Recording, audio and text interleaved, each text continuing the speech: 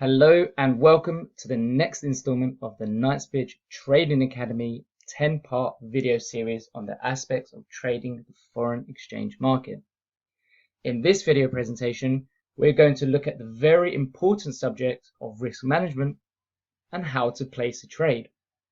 What we're going to do first is go through the theory, then switch to MT4 and FX Compass to look at some Forex strategies and apply risk management to a trade. So within risk management, one thing we want you to remember before even placing a single trade is to risk manage every single trade. And for this, we need to focus on protecting the downside and let the upside take care of itself. These words literally need to be a part of your trading philosophy, and you need to ask yourself before each trade, is this trade correctly risk managed? If the answer is no, you don't take the trade, period. Always pay attention to the level of risk you are taking with each trade, otherwise the cost of getting this wrong is high. It's the number one reason that traders in the Forex market lose their entire balance. In trading, there are only 4 possible outcomes with each trade. That is, you either make big gains, small losses, and big losses. And the only one of those outcomes we really don't want is the big losses. The rest are fine. Even with the small losses, we live to fight another day. And as you will realize with trading, it's not going to be possible to predict the right side of the market each and every time. All we can do is stack the probabilities in our favor by analyzing price action correctly, using technical tools, and an understanding of the macroeconomic environment as a collective to give us clues as to where the market is most likely to head. But nothing is ever guaranteed, as markets can change within an instant. So as nothing is ever guaranteed, you most certainly don't want to leave yourself open to big losses, as those losses not only limit your ability to take another position financially, it leaves you with an even more detrimental effect on your mindset and your psychology. And this, ladies and gentlemen, is far worse.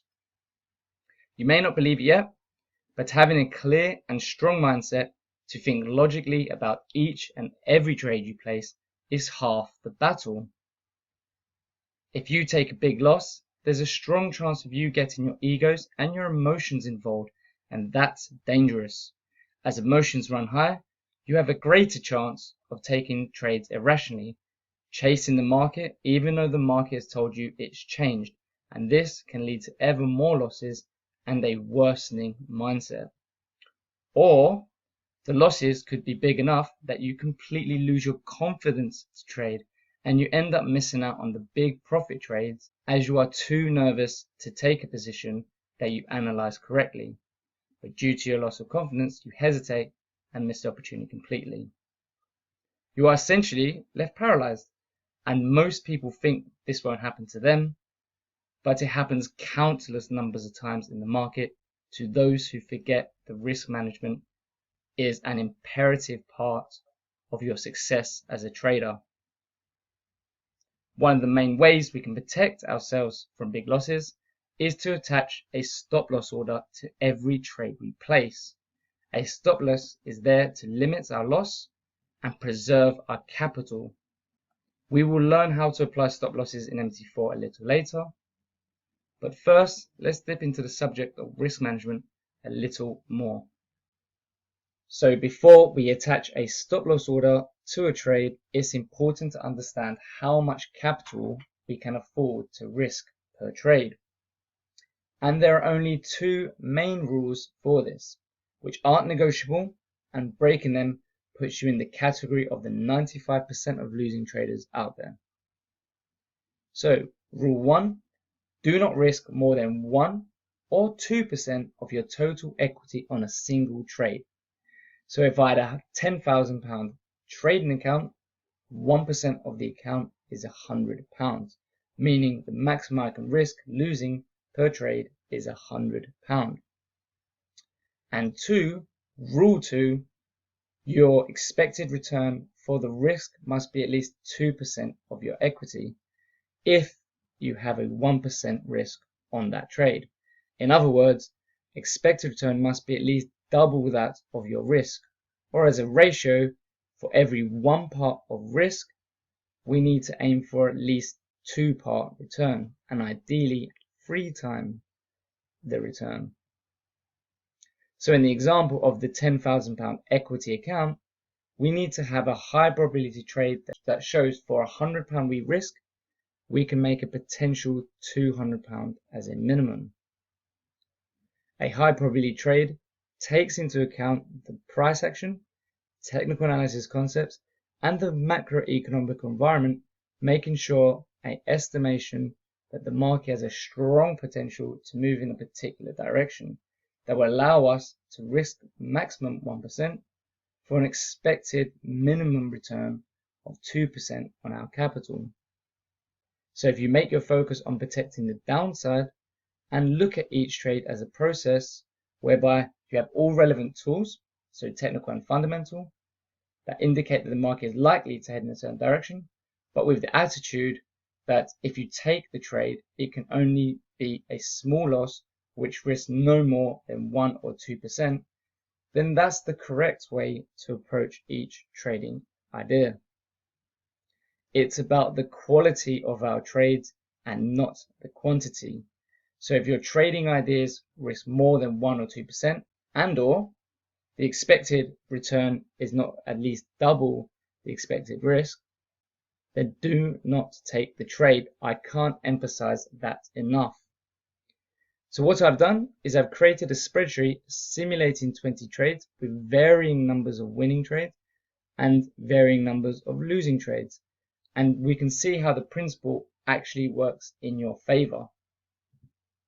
Okay, so this spreadsheet I've drawn up gives us a deeper insight into why risk management is key and why the risk-reward ratios work. I've kept it quite linear in terms of the amount risked each time, even though in practice, if my account balance increases or decreases from trading, the amount I can risk would change each time. But I kept it simple to make it easier to explain. In this example, I have a £10,000 trading account. I only risk 1% of the capital on a trade, and my target return I aim for on each trade is 2%. In other words, I risk £100 for an expected return of £200 minimum.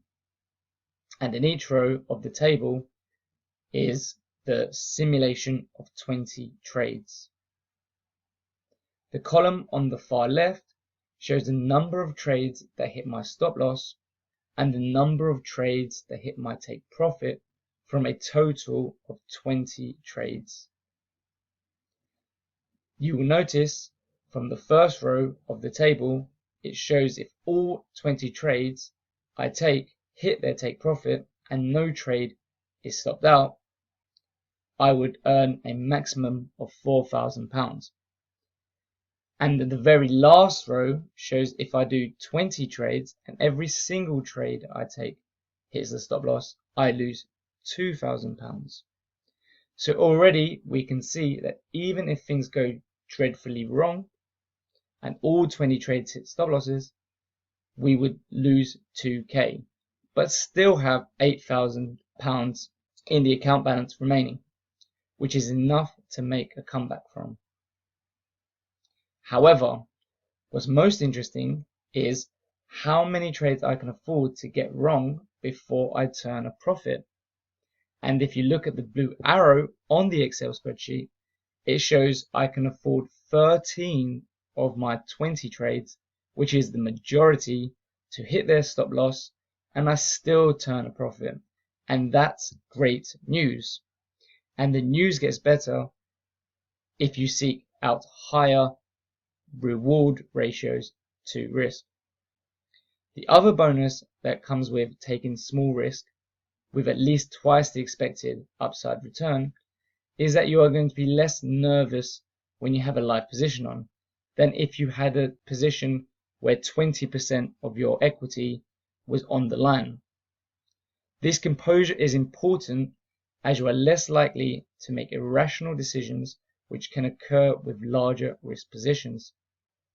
Obviously, for the reason that you have larger amounts to lose. So not only do you risk less with a smaller percentage risk, you also have better composure, you're less emotional, and you're less likely to make hasty decisions. So you have a win-win situation, and that's exactly what we want. So now that we understand what percentage of our capital we can risk per trade, what's next? And the next step is where we merge the maximum risk amount we can take per trade with a stop loss in order to calculate how big of a position we can trade to stay within our risk limit. So first, we need to have an entry price and a stop loss chosen. Once we know this, we then need to calculate the pip difference between the entry price and the stop loss. And depending on if you are taking a long position or a short position, the maths is a little different, but very simple. So if you buy or go long, it's entry price minus stop loss. And if you're selling or going short, it's stop loss minus entry price. So let's say from the analysis of price action, the use of technical analysis tools, and the understanding of the macroeconomic environment, we have an expectation that euro-dollar will head higher, and we have identified a trade with a stop loss and an expected profit target that is at least twice that of the risk. So if we stick to the example of a £10,000 trading account, and the max risk position is 1%, we have £100 we can risk on a single trade. So long as the expected return is 2% of equity at £200. So we want to go long euro-dollar at 1.7100, which is our entry price. And the most appropriate stop loss we have identified is at 1.7000. The difference between the entry and the stop loss is 100 pips. Now some of you may be a little bit confused by the term pip, which I will illustrate as it is important for you to understand, and once we do, we can come back to finish off the position size calculation. So what is a pip in Forex? A pip is a unit of measurement that represents the change in value between a currency pair. So if euro-dollar moves from 1.7000 to 1.7001, that is mathematically a 0.0001 dollar rise in value, which represents 1 pip. And again, it's a 100 pip move if it goes from 1.7000 to 1.7100. A pip usually goes out to 4 decimal places. Most currencies like this, which include sterling dollar, dollar CAD, Aussie dollar, dollar Swiss, etc., etc. However, there are the odd exception, and that be the Japanese yen, which goes out to 2 decimal places. So a pip in dollar yen goes out only 2 places.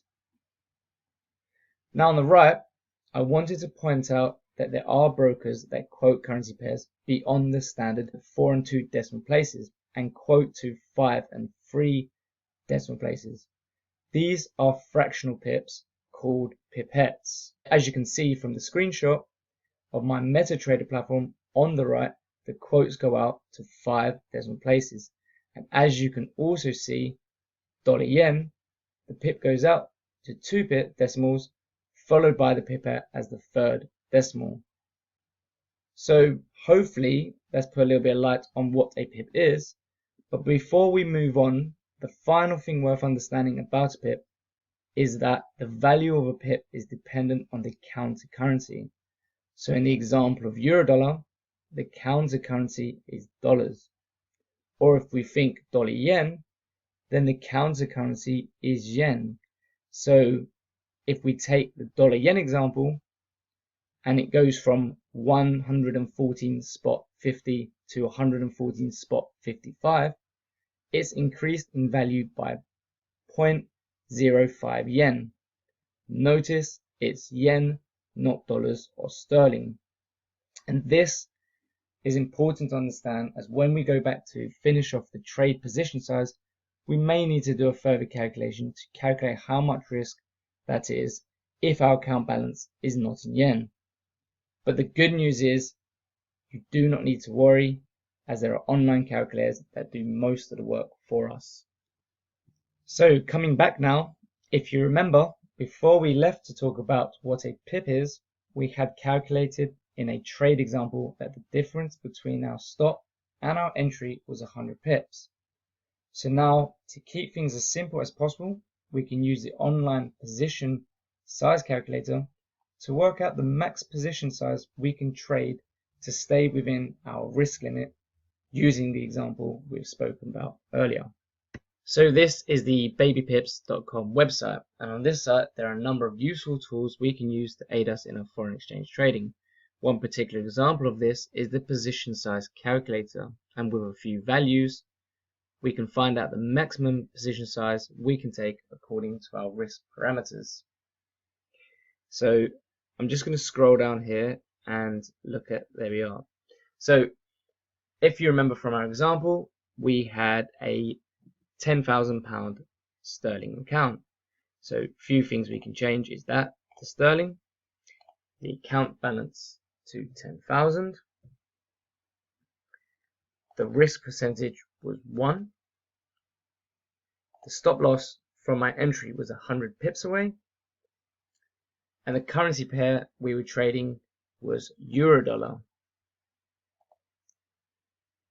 The next column is the price for sterling dollar, which is 1 spot 23.25. The reason this is important is in the example we are trading euro dollar. So as pip values are based on the counter currency, which is dollars in this example, and our money is held in sterling, we need to convert dollar amounts into pounds to get an accurate pound level risk. So once we've entered those parameters, we can simply get calculator, and it tells us what's the maximum position size and the amount at risk we have. So £100, which is what we wanted most. The position size shows us that we need to trade 12,325 units in order to stay within our risk limits according to where our stop loss is. Now, it's got a few other metrics down below, like standard lots. A standard lot is 100,000 units, a mini lot is 10,000, and a micro lot is 1,000 units. So the exact amount we need to trade is 12,325, but if you can't do that and the broker's only offering you, say, 10,000, then you can do a mini lot, and if you can do micro lots, then you can do 12.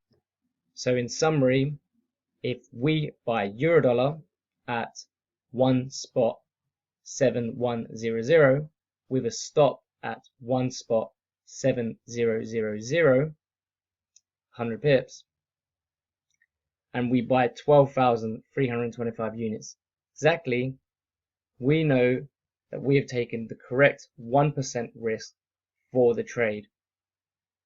And so if we do lose in that position, we're only losing £100, and that means we are correctly risk managed. So just to summarize all of what we've just learned, first things we do is we want to calculate what the maximum risk is that we can take per trade. So what we do is we calculate what maximum 2% of our equity capital is, and that notional figure is the maximum we can risk. Once you work that out, you could then go and identify a trading opportunity using and combining various market methodologies such as technical analysis or fundamental analysis, looking at the economy and having your view. The next is, once you have identified that and you found the stop loss and an entry and a take profit, then you must work out, is the risk to reward ratio, if you will, good. So you need, if for 1% risk or 1% of your equity risk, you're looking for at least 2% on your equity in terms of return. Whereas, as we said earlier, as a ratio, 1 to 2 as a minimum. Ideally, we should be looking 1 to 3. So let's say we found that. The next thing we do is work out the difference between our stop loss and our entry, and that will give us a certain pip amount. And then we just plug that value into the calculator that I showed you on baby pips to work out what the maximum position size we can trade in order to stay within our limit. Next thing we're going to do is look at FX Compass to find a trading strategy and then execute it using MetaTrader. What we have here is FX Compass. FX Compass is Knightsbridge Trading Academy's innovative technical research tool, where research is provided by our team of technical analysts and economists. The research is consistently updated to help you stay ahead of the market. Inside the portal, what you would see is a list of currency pairs which are continually analyzed, as well as 2 commodities.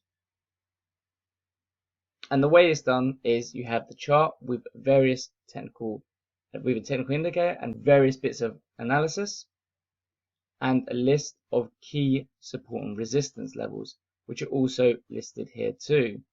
Support and resistance levels are important if you're setting stop losses and take profit targets, and even entry can also be looked at. So the way it's set up is you have a short-term view where the economists and the technical analysts expect the market to go. A strategy, so generally it's a entry price, a stop loss, and the take profit. So in this example, the strategy, they have no real view and they're sidelined, so there is no clear direction, if you will. And if you go a little lower, then we look at the short-term view, what they expect for euro-dollar, which they expect it to go higher, and the medium term to go lower. So if we go to the tabs on the right, we have the short-term view, we have of euro-dollar, we have a medium-term view of euro-dollar, we have a trader's view, and economic data releases from the Euro and the US area. So one chart I was looking at, also one bit of analysis I was looking at a little earlier, was the Aussie dollar. Okay, now here what we're going to do is we're going to simply apply the stop loss, the target, and the entry levels. Now, as you may have already seen, the market's slightly moved away from the prices given here, but we're using it as an example sake and applying it to MT4 to take the trade. So if we choose to buy at spot 7374 and to have a target of 0.7629, that gives us a reward of around 255 pips. Now, the recommendation here is as a stop under the spot 312. So in this case, I'm just going to choose the next support level that lies below it, which is the spot 7289. And using that gives us around 85 pip risk, which the risk and the reward, the difference between them, is around 3 times as much, which is good, which is kind of what we're looking for before we place a trade.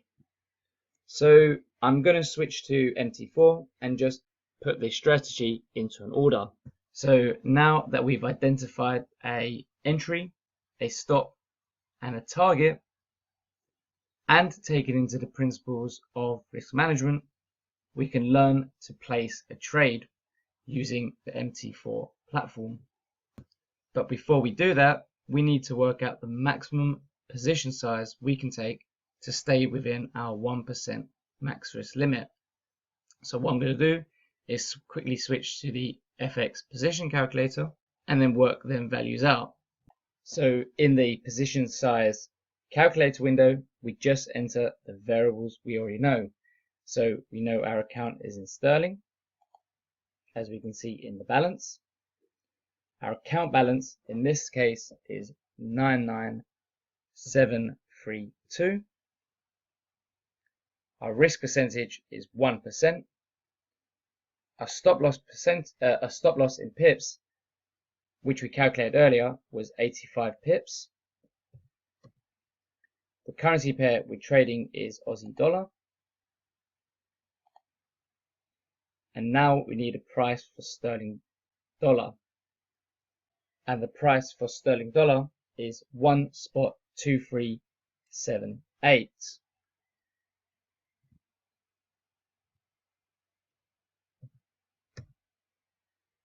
Once we've done that, we click the calculate. And this is telling us how much risk we risk. So we're risking £997.32, which is within our 1% risk. The position size we need to trade so that we stay within that if our stop loss gets hit. So it's 145,223 units, or one standard lot, or 14 mini lots, and 145 micro lots. So let's enter these numbers into an order. So go into the new order, left click on the mouse, and that brings up the order window. And now we have all the information to place the trade. We can go ahead and do that. So the volume, if you remember, we calculated to only be one standard lot. The stop loss was 0.7289. The take profit was 0.7629. So let's plug those numbers in. So we have our stop loss,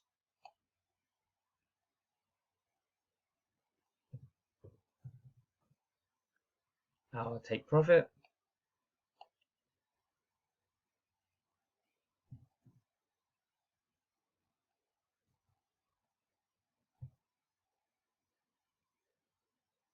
now the type of execution we'll be doing is a pending order, and the price we'll be trading at was the entry, which was 0.7374. And once we're ready with that, we simply click place trade,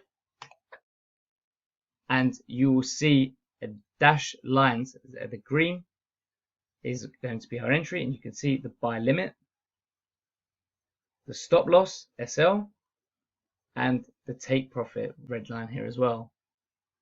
Now those figures will be reflected in our terminal window. If we go down, we can see that. So the buy limit, price that we want to trade at, the stop loss, the take profit, the price is currently trading at, and obviously we haven't entered, so there is no profit or loss at the moment. And that's how we apply the trade using risk management principles. So that concludes the very important subject of risk management. The principles of risk management are key to your trading success, and we hope that this video has provided you some value. We wish you all the best from the Knightsbridge Trading Academy team.